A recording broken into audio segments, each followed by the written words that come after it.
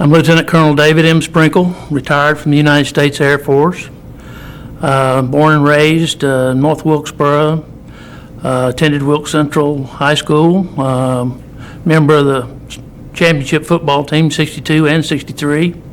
From there, my education, I received a bachelor's degree from University of North Carolina, Chapel Hill. Received a master's degree from Webster University in St. Louis, Missouri. Spent 22 years plus in the Air Force. Married to the former Bonita Ness from Minot, North Dakota. We have one son, Richard, who is now attending University of North Carolina in Greensboro. Okay, tell us about your parents, and you've already mentioned your family and where you lived.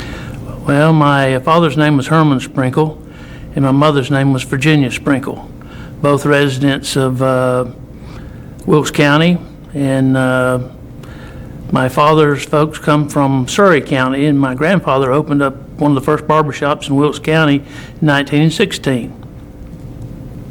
Okay, how old were you when you joined the service?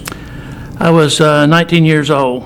And were you drafted? Tell me if you were drafted. Yes, I was drafted into, I think, the Marine Corps, and but I'd had an older brother that had served 5 years in the Air Force, and so after I received my draft notice, I joined the Air Force, so to speak, to dodge the draft.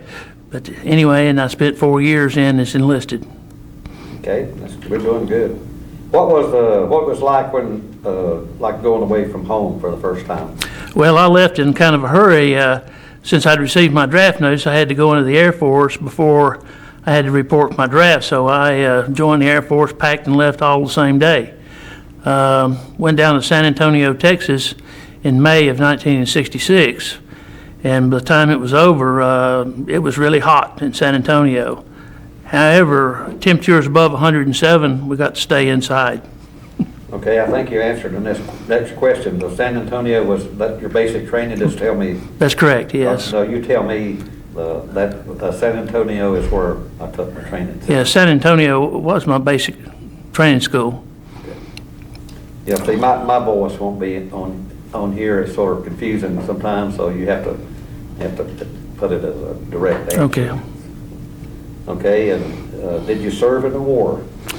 Yes, my first 4 years. In 1968, the USS Pueblo was seized by North Korea, and at the time I was in the 38th Tactical Airlift Squadron in Virginia, and we were preparing to go on a rotation over to Mildenhall RAF in England, but our orders changed right in the middle. So we deployed to Vietnam with cold weather gear, long underwear, wool, and that. When we arrived in Vietnam in February of 1968, it was really, really hot, and all of us were prepared for cold weather. My first assignment was at Nha Trang Air Force Base, and I was still with the C-130 aircraft. We flew a variety of missions over there, one of which was kind of important. We were responsible for carrying 2 elephants to help out the economy. At that time, Okay. in one mission that we were involved with, they later on made a movie out of it. We called it Operation Baroom. But anyway, at that time, the United States had a program called Strategic Hamlet, which they were trying to develop local economies in Vietnam. So we carried 2 elephants that were used at sawmills. And the reason that we call it Operation Baroom is when they anesthetized the elephants and put them down on the cargo pads, it gave them gas. And anyway, we carried those 2 elephants. Later on, a movie was made out of it, I understand. Jumbo. Okay, describe your uniform. Basically, I wore, well, after I got to Vietnam and found out how hot it was, we wore tropical fatigues over there, much as modern battle dress uniforms they wear today. except some of them had stripes on them and some of them didn't. Canvas leather boots, combat boots. We wore 45-pound flak jackets that were hotter than Hades. Didn't do much night work at all, just minimal amount, mostly during the daytime. We, all of our aircraft were enclosed in steel revetments around, guarded with guards and guard dogs both. Okay, particular food. Can you expand on that? Well, I guess you could say I was one of the lucky ones. I didn't have to eat out of a can very much, but I did get awfully tired of the food they had in the dining hall. On my last base in Vietnam was Cam Ranh Bay, and I can remember going into the dining hall, the same thing day after day. It was rice and gravy and Kool-Aid. It was either chicken, rice and gravy, Kool-Aid, beef, rice and Kool-Aid, every day, day after day. And I got so fed up with it. But I was in this dining hall one day, and this little guy came in wearing what they used to call tiger stripe fatigues. And he looked like he hadn't shaved in probably a couple of weeks. Stunk to high heavens. And he come in and he said, "Boy, you fly boys really know how to live it up down here." From then on, I never complained about the food. Okay, entertainment. What did you do when you were off duty? Well, not very much. We worked 12-hour shifts, 4 on and 1 off. And of course, when you're off, the only thing you can really do is sleep. We did have a movie every now and then, but at Nha Trang Air Base, I can remember we had an outdoor theater there, and I had watched the movie Bonnie and Clyde, kind of ironic, one night, and then the next night they blew that up and I think killed 19 airmen. Okay, can you talk about some of your buddies? Oh, yeah, I guess my main buddy was a guy from Brooklyn, New York named Victor Bosco. He was also a jet engine mechanic, like most of my other friends were in my shop. We became really good friends, and even after I left service, we shared an apartment together in Hampton, Virginia for a while, until we both decided to go back to college. Okay, can you talk about the weather and geography in the area that you served? Well, in Vietnam, it was hot. Day after day after day hot. Seems like there's no let up. It's just one of those muggy, hot, sweaty, long, hard, noisy days. And you go home and you get a little sleep and you go back and do the same thing all over again the next day. And that's nothing but boredom, boredom, boredom. And then at nighttime, that's when the enemy hits. But the base that I was on, though, they lit it up 24 hours a day from helicopters dropping flares. And sometimes it get a little thick, and they had the AC-130 or AC-47 gunships, and they really put a pounding on the Viet Cong. Okay, talk about your job responsibility. Well, my first 4 years, I'm talking again about my enlisted time, I was a jet engine mechanic. I started out at Langley Air Force Base working in the inspections dock, and then I gradually worked up until I worked on the flight line with aircraft when they come in. And my responsibility was if they had an anomaly in the aircraft engine system, I repaired it. What were you doing when you heard you could go home? Oh, we were really eager. When I went to Vietnam, we were only supposed to go over for 60 days, and then they extended us again to 179 days, which ended up being about 183 or 184 days, something like that. No, we were more than ready to come home. So, talk about the homecoming. What was it like? We really didn't have a homecoming. There was a few wives and family members that met us at the airport that we landed, and that was just about it. However, we did get 3 days off. Was your job waiting for you? No, there wasn't anything then. You know, being a Vietnam vet in those days was not too popular, and people really looked upon veterans at that time with disdain. Okay, I think we need to re-ask where you can tell me about my job wasn't waiting, or I didn't have a job, or something like that. Well, I still had time to go on my 4-year enlistment after I returned from Vietnam. In other words, I spent another year and a half in service after I came back from Vietnam. Okay. How did the humor help you get through this service? Well, I guess doctors and nurses and people in war, they find sometimes very sickening humor, but it does help pull through. Guys were always pulling pranks on each other, and some of the times when we'd be eating sea rations, we would leave our sea rations out to be cooled or sometimes be cooked, and people would sneak into them and open them up from the bottom side and then replace them. So you'd think that you had some left over there, and you reach for it and it's an empty can. So. Okay, talk about spiritually, family and friends. Well, all those things were very important, the spiritual and family and friends. I don't think there are any people that don't believe in God when they're being shot at. It's pretty simple. I didn't see anybody that wasn't praying. Okay, this is just throw it out at you. That's what they asked. Do you have an opinion about our war on terrorism? On the terrorism war today, something I've said a long time ago, and I believe it's true. After September the 11th, we started in World War III. And I really believe that the war on terrorism is a global war, and I think that the nations and the people ought to go ahead and line up and fight this war, because basically it's multinational, and it will continue.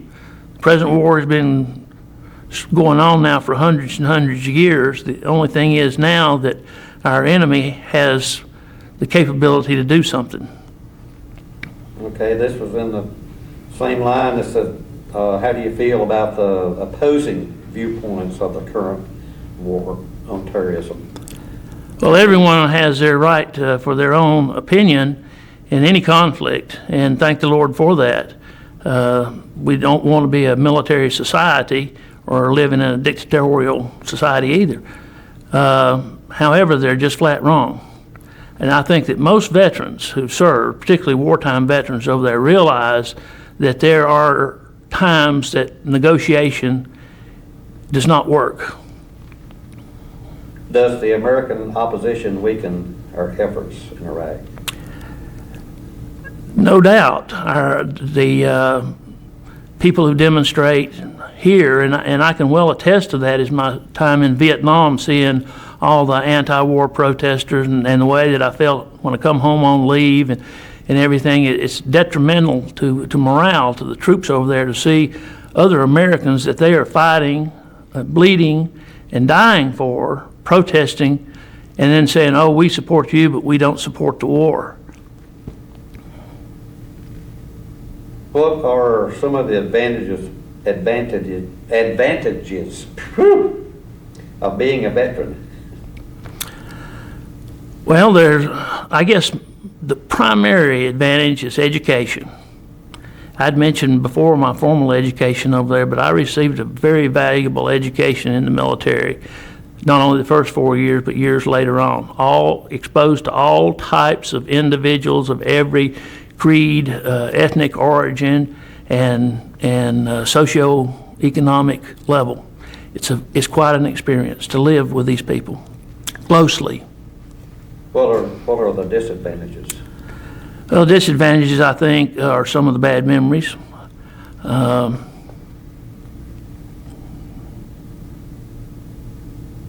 What do you feel is important to the future generations in this interview? I hope that some way that people will see this in years to come and realize that there are millions like me who were willing to serve their country in an unpopular war, in a war that it doesn't look like there's an end to let them know that there will be an end to it, and with God's help, we will be victorious. Do you have any particular memories about your life as a veteran that you would like to share? Well, primarily my entire adult life I have spent in the military or around it, and it's kind of hard for me to say, but I was always honored to serve in the military, and that's really what the military is about. It's not to be a star or anything else, it's actually to serve. And so it's more or less kind of a calling, I think, to most people. I'd say one thing, if you're not a patriot when you enter the service, you will be after you leave it. One down and 3 to go. Your aviation service. Why did you seek to serve in the field of aviation? The first time that I went in, I was looking for maybe a trade that I could use on the outside, as well as go ahead and then complete my military commitment. Since my older brother had served in the Air Force, I thought it'd probably be a pretty good deal, and certainly they had a better lifestyle than the infantrymen did. Okay, well, you probably already answered some of this, but anyway, the military occupational specialties you were trained, aviation related. Well, when I was enlisted, I became a jet engine mechanic.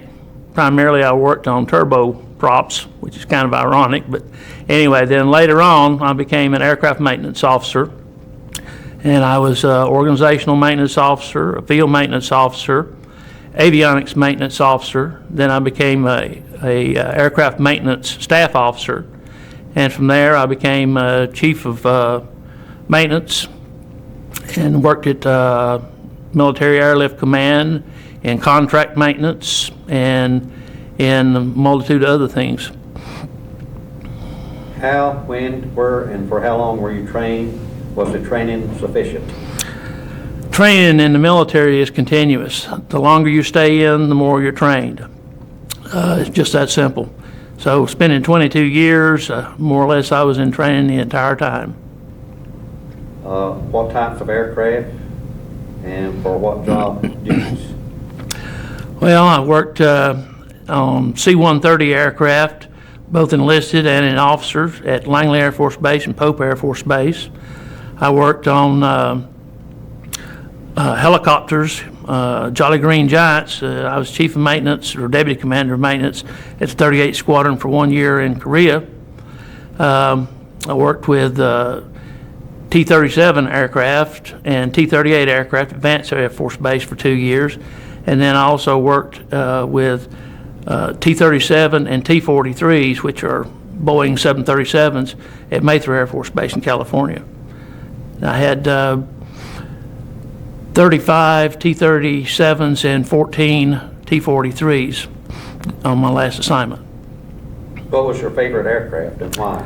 Oh, C-130 aircraft is my favorite, always will be, I guess. It's a beautiful aircraft. I knew it inside and out from one rivet to on the beginning to the very tail of it. I know how it smells, I know how it feels to touch it. It's a marvelous aircraft. And when you're in trouble and you're looking for a way to get out, and that old big Hercules comes down there, it's a beautiful sight. Okay, if you were associated with a particular aircraft, what type was it, and did it have a name? And what was the significance of the aircraft? Yeah, the C-130 is called Hercules, and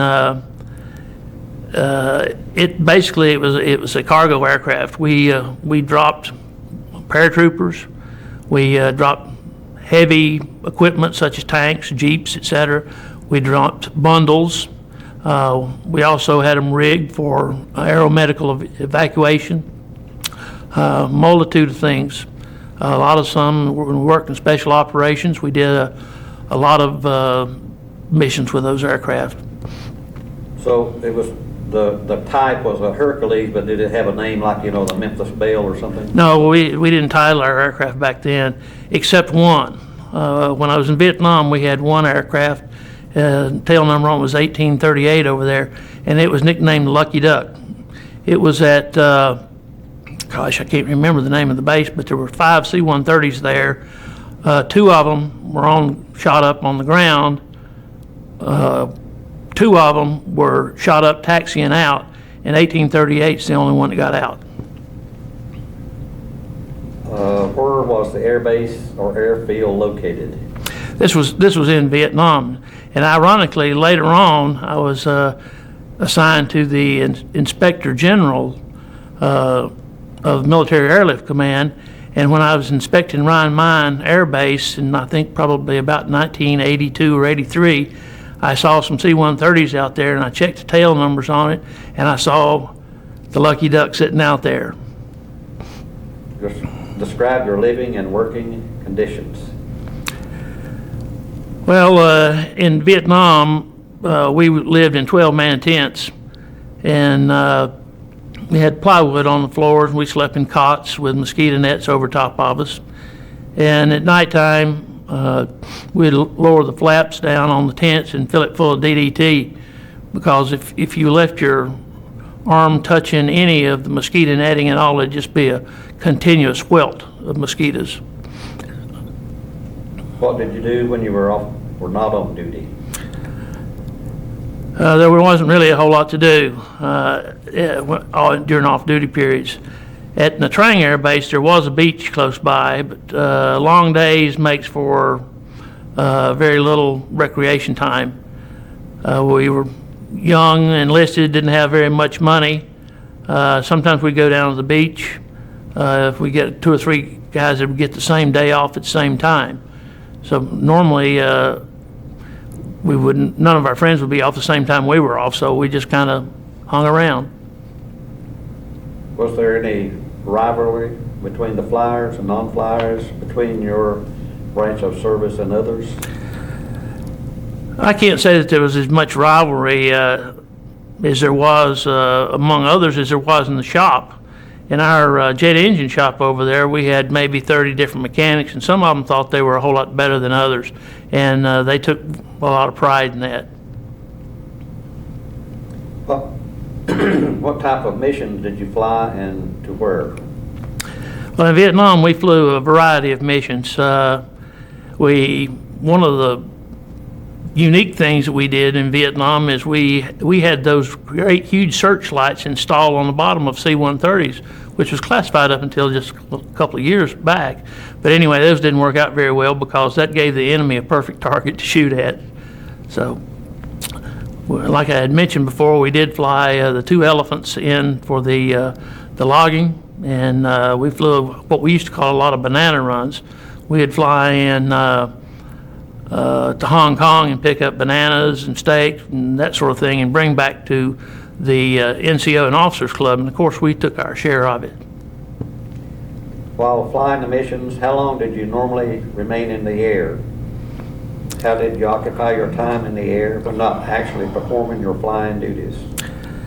Our times in the air varied on our missions. A lot of it was in-country, short flights, hauling people maybe 35, 40 minutes to various forward operating locations in what we call FEMA's forward edge of the battle areas, South Vietnamese as well as United States.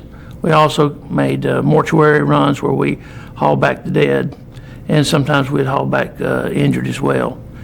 Some of the missions we flew were dropping supplies to the fire zones up close to the DMZ and other things.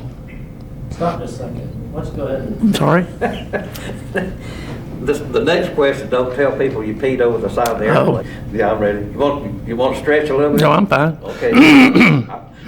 I'm not, I'm old. Okay, here we go. Rolling tape. Yes, sir. 3,000. What were your conditions like in aircraft? Oh, I've already asked them. Oh no, here. What were your conditions like in the aircraft when you were aloft? Eating, sleeping, toilet, temperature, noise, and so on and so forth. Well, for the most part, I flew in the back of the C-130 aircraft. It ranged from being hotter than heydays to colder than Antarctica, depending on the settings. Cramped always. If we were flying to do a mission somewhere, we had our toolboxes, our special equipment with us. We had to crawl over top of each other to get to latrine or anything else that way. Just packed in like sardines, really. Sleeping? Well, of course, that's about the only thing you could do on a long 6, 8, 9-hour flight. Sleep, or try to sleep anyway. It was loud, crowded. Just about the only thing you could do, because you knew when you landed, then your work just begins. Eating and toilet, temperature and noise. While we were flying, we had box lunches most of the time, cold chicken or bologna sandwiches or something along that line. They did give us a lot of milk and juice to go along with it, which you need when you're flying because you become dehydrated. Other than that, it's just boredom. Okay. If you were ever involved in combat with either another airplane or ship or anti-aircraft guns, missiles, describe the experience. Well, as being a ground troop over there, I was involved, I guess, in one, you might say. We were flying passengers in from Tachikawa Air Base into Vietnam, and at that time, if people flew into Vietnam and spent the night, particularly at the end of the month, they'd get 2 months of combat pay. And I can remember one time there's a Lieutenant Colonel nurse that we flew in to Vietnam, and she was going to come in at the end of the month and spend the night and get 2 months combat pay and leave. But anyway, we landed at the first base in Vietnam, and it was totally enclosed with mountains next to the ocean. And as we were taking off, the aircraft commander made a hard left, almost a 90 over. And when we did, in the C-130, we had an overhead hydraulic rack that had hydraulic fluid in. Those cans of hydraulic fluid come out right almost in our face, since we were sitting backwards. And anyway, the hard left, and the aircraft commander said that he saw some ground fire. We didn't get hit, and anyway, I looked over and the nurse had wet herself all the way over, and she said, "I'm not ever going to do this again."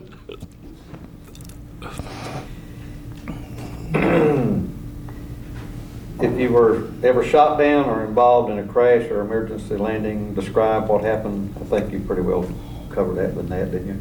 Would you say? Yeah. Yeah. Some of those questions are. Yeah, they're sort of.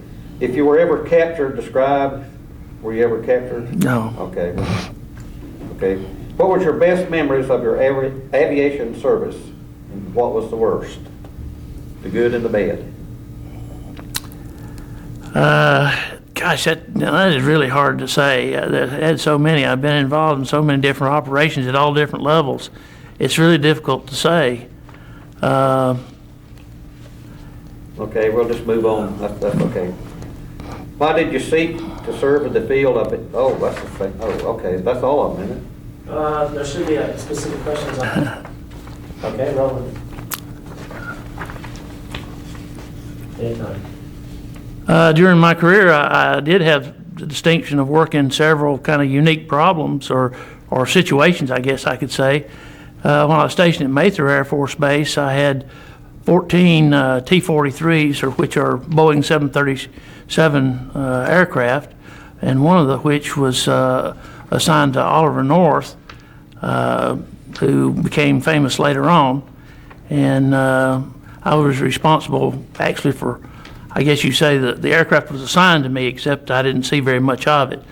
But I know after the situation was all over and they wanted to put the aircraft back into, you might say, military service again, I arranged with the folks at Wright-Patterson to bring it back into Webster Air Force Base. Very nonchalant, and we downloaded up all of its comm gear, and from there we flew it down to a location that I won't mention now, but and it was brought back up again as a military aircraft, which ironically later on crashed and headed into the Soviet Union and killed the Secretary of Commerce, Ron Brown, same aircraft. Okay, just for a second. I gotta change I that. found it. Well, we got to we get finished anyway, so it don't make much difference, as long as I'm sitting down. Same with me. Okay. This damp weather Roll the kills tape. me. Okay, veteran's full name, date, place of birth. My name is David Sprinkle.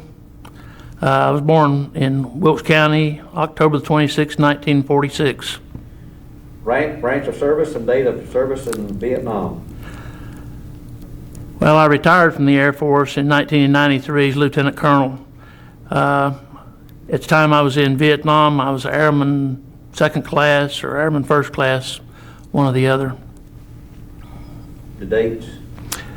That was in Vietnam, was in the Tet Offensive in 1968. Where were you stationed before your Vietnam assignment? I was stationed at Langley Air Force Base in Virginia. That's in Hampton, Virginia. Were you enlisted or drafted? At that time, I was enlisted into the Air Force. Well, this is a redundant, but anyway, well, when were you, when, where, and what age? I was 19 years old, and at that time, if you were single and you were in good physical shape, you knew that you had to go into the service.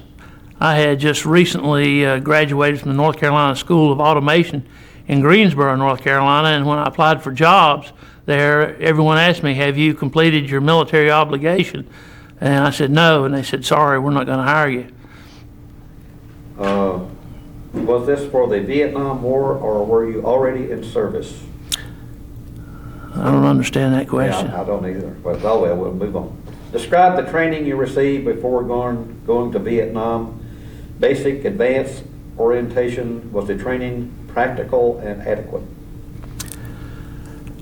Well, my training, I started with basic training at Langley Air Force Base in Texas in May of 1966. In July of 1966, I went to Chanute Air Force Base in Illinois, and I completed jet engine mechanic course up there in September, I think, or early October. I came home on leave for 30 days, and then I was assigned to Langley Air Force Base, and then I began my upgrade training from 3-level to 5-level. In other words, from a helper to a journeyman level jet engine mechanic. Okay, the next question is basically, were you special duty training like parachuting, special forces, ranger? So you No. what was the nature of your duty in Vietnam? What was your MOS and job description? While I was in Vietnam, I was a jet engine mechanic working on C-130 aircraft. I can't remember my specialty code. It's been too long ago. But basically, I was a journeyman level jet engine mechanic. I worked on not only on my C-130 aircraft assigned to my unit, but also on other C-130s that came through. And believe you me, there's a multitude of them. At Cam Ranh Bay, there was a line of C-130s, probably half a mile long, times 4 lines. What was your primary weapon? Did you work on a crew serve weapon? What is your opinion of the suitability of our weapons versus those of North Vietnamese?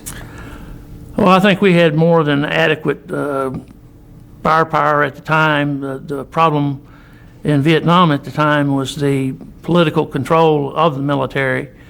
It's difficult to us to understand how come that we weren't able to employ the entire force structure that we had there, and we kind of hit marshmallow plants and zipper factories, but we left the main ones free to generate the material necessary for them to kill us. Describe your first day in country, your assignment, and the reception you received from your new unit. Well, that's our unit went in TDY, so it was the same unit, but I will describe the first night there. We landed right after it became dark at Nha Trang Air Force Base in Vietnam, and we normally taxied in. It wasn't any kind of a big deal, and all of a sudden this old bus came up there and had armor plating all around it, And the guys got out and they said, turn your lights off, turn your lights off. We're expecting to be hit any minute. Oh man, it scared me to death. But anyway, they wheeled us around in this old bus and took us to the back side of the base, and all we had was a bunch of tents. And between me and a lot of rice paddy in the mountains out there were just 2 or 3 rolls of barbed wire. But behind my tent was a guard tower.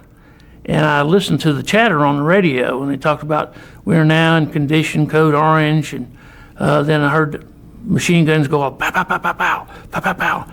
And so I took my M16 and I put 10 rounds at it. And oh boy, the guys just really laughed at me over there, and they said, "You don't worry about that, you know." But I didn't know at that time, you know. I heard them out there shooting, and I only saw the wire between me and them. I said, if they're coming this way, you know, I'm going to shoot at them. So. Bird in hand. Okay, did you receive additional orientation and training before you were assigned to combat duty with your unit? No, we received no additional training. I'd mentioned earlier before that we were expecting to go to England and spend 90 days in England, but our orders were changed and we went to Vietnam instead. So there was no training at all. And there's really not a whole lot of difference for Air Force mechanics, whether you're working on an aircraft in Vietnam or you're working in one in England. Okay, you probably already answered some of this too. Where were you located within Vietnam main base or area of operations? Give name and locations of any fire support bases where you were assigned. Describe what it was like to live there. My first base was at Nha Trang Air Force Base, Republic of Vietnam, next to the ocean, north of Saigon, north part of the Cam Ranh Bay, actually. And it was half military and half Vietnamese. It was the undergraduate pilot training base for the South Vietnamese, and on our side was basically an airport type situation with C-130s there and huge steel revetments around our aircraft. Second base I was at was at Cam Ranh Bay, which is further south of that on the south side of the bay. That's a world's largest sandbox, as Bob Hope called it over there. But F-4 aircraft were launching every 7 minutes out of there and recovering every 7 minutes. We had miles and miles of C-130s and helicopters there. It's hard to imagine the force that we had available there. And it never dawned on me either until I actually saw the numbers. The sheer numbers are just astounding of what we had there. That was even better.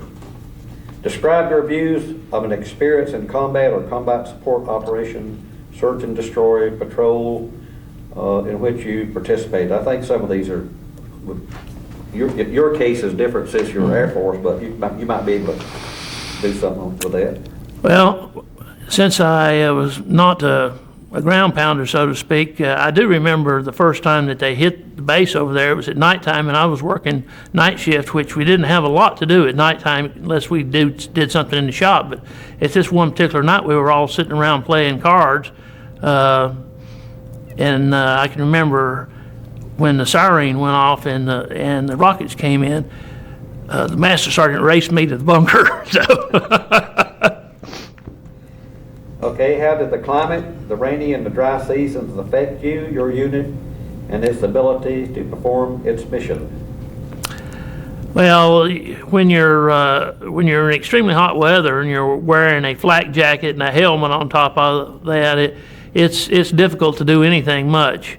I can remember at the end of our days, underneath our arms and other tight spots over there, our green uniforms were just solid white with salt. Same with our boots. They were leather but had canvas inserts in them. They became just as white as snow with the salt that, from our perspiration. How did the terrain, jungle, swamp lands, mountains affect you and your unit?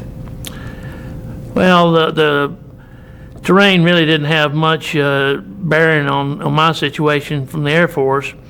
I can say one thing, at Cam Ranh Bay, I predicted at that time, I said, after this war is over, this is going to be the vacation spot of the world because they had such beautiful beaches there, totally undeveloped, and you could walk out into the ocean up to your chin and still see your feet. That's how clear the water was and how white the sand was there.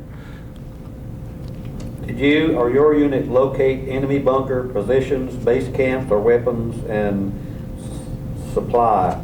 Describe what happened. I don't think this is applicable to me. What were your unit involved in helicopter assault landing? Describe your job, so you weren't thinking with that, right? No. How did your unit deal with enemy contact action if your fire support base was ever attacked by enemy forces? Describe what happened. Well, at Nha Trang Air Base, they had about 400 NVR and Viet Cong that basically just aggravated us almost every night there. The Air Force at that time, we just maintained a defensive posture of the base perimeter. Anything outside of that, the 1st Cavalry was our defender, I guess, so to speak. I can say one thing, though, from a personal side. We maintain very strict security on our aircraft. They're enclosed with these 30-foot high steel revetments guarded by guards and guard dogs. But we had one aircraft that returned back, and the crew chief on it was looking, and in C-130s in the back they have something called a honey bucket, and you can pretty well imagine what it is. But anyway, he noticed the coat hanger was sticking out of it. And so that became very suspicious. And this crew chief was a good crew chief and a friend of mine. But anyway, he became very suspicious, and he called the explosive ordnance disposal people out, and they had rigged up a hanger in a grenade. So of course the only time anybody would be using that was be in flight. But what really astounded me and astounded him both was how anybody had access to that aircraft. Because I know that when I would go out to the flight line at nighttime, that dog would be in my face and I would not move an inch. And Americans smell different than Vietnamese. I do not know how that they managed to get on that aircraft, install that device, and get off without being detected. I don't know how in the world they could have possibly done it. But, also, we had two Viet Cong with satchel charges on them, shot right out there, maybe 100 yards or less from my shop. And I don't know how in the world they got out there. When I couldn't get out there, how did they get out there? Okay, what kind of rations, food did you eat while you were in your main base, fire support base, or while on patrol? I think I had mentioned before about the rice and gravy and Kool-Aid. Did you go on R&R? Where did you go? Did this help you complete your tour in Vietnam? Yes, we'd go on, I guess you could say on R&R, so to speak. So we were a TDY unit and flying around quite a bit. And from Vietnam, we go back to Tachikawa Air Base in Japan. And of course, that was like heaven over there. As a young man, being not very much money, but we were all looking for things that we had never seen before. Most of us 19, 20, 21 years old. And over there in the land of the big BX, as they call it, they had 150 bars right outside the main gate, and every one of them had 6, 8, 10 women working in them, and that's what we were all looking for. What was the effect of the 12-month rotation on you and your unit? Was this good for you and your unit morale? Well, at that time, we really didn't, in my unit, we just went over there temporary duty, spending 182 days or something like that after it was all over with. And then we returned back to Langley Air Force Base where we originated from, so it was a little bit different for us. What was the attitude of you and your unit toward fighting in Vietnam? Well, at that time, in 1968, they almost kicked us off of Vietnam. A lot of people don't realize that, but during the Tet Offensive, they did. Later on, we didn't know a lot about the war and the happenings. We'd read about it in the newspaper, and it really upset us with all the flower children out there and all the other college students protesting left and right. It angered us at the time. And then later on, I think some of that said, well, you know, along with the song that we used to sing at that time was, you know, what in the hell are we here for, you know? Makes you wonder. What is your opinion of the North Vietnamese fighting soldiers, the Viet Cong, the South Viet people? I really didn't have a lot of association with Vietnamese. They were pretty much a backward, ignorant people, very, very deep in poverty. However, the Viet Cong were very crafty, hardened individuals, had been fighting for 20-some years. They were fighting our boys 18, 19, 21 years old, and these were men 35, 40, and 45 years old that had been doing this for a long time, professionals at it. While you were in Vietnam, were you aware of the anti-war activities back in the States, and how did you feel? I was very aware of the anti-war activities in the United States, and I hated it. I hated it with a passion. I hated people that went over to Vietnam, and that's all I want to say. Okay, this was not on the list, but I'm gonna ask it anyway. What do you think of Jane Fonda? Well, that goes without saying. Okay. She's one of them, yeah. All right. Yeah, Jane Fonda to me should have been tried, if not out treason, she should have been tried for sedition anyway. Okay. If you notice any difference in attitude and fighting spirits as men in your unit earned their DEROS, whatever that is. DEROS. Okay. Approach their departure dates, how did it manifest itself in their behavior? Well, in my situation, it was not a real factor because we were over there on temporary duty, but the active the people that were over there on permanent over there, it certainly made them a whole lot happier and a lot more cautious.